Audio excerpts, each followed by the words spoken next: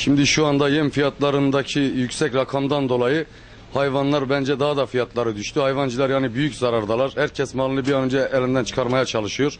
Yani devletimizin de bu işe bir çözüm bulması gerekiyor. Şu an bir torba yemin fiyatı 48 lira.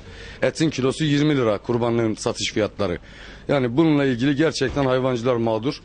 Bu mağduriyetin de giderilmesi lazım. Vatandaşı da hayvancıyı da düşünmemiz lazım. Türkiye'deki hayvan sayısı zaten yeterli. Yani artış da var.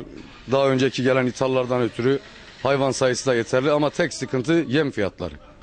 İçeriye ilk kurbanlığı alan vatandaşlar, arkadaşlarımız bunlara 1000 lira, 800 lira, 1200 liraya kadar saman yedirdiler. Yani bunlarla mukayese ettiğimiz zaman kurban fiyatlarının geçen seneye oranla da aşağı yukarı yani düşüş olmasa dahi aynı fiyatlarda olması kurban sahipleri tarafından, hayvan sahipleri tarafından dezavantaj bir durum.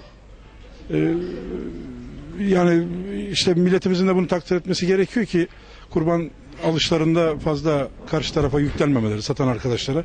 Dileğimiz odur. Yem fiyatlarından dolayı fiyatların yüksekliği, maliyetin yüksekliği, fiyatlara bu aksetmemiştir. Maliyetin yüksekliği ortadadır. Bunu herkes biliyor. Yani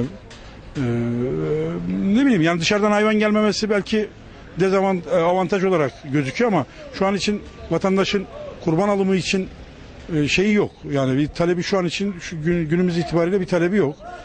İnşallah iyi olur. Dileğimiz odur. Alanda satan da memnun kalsın.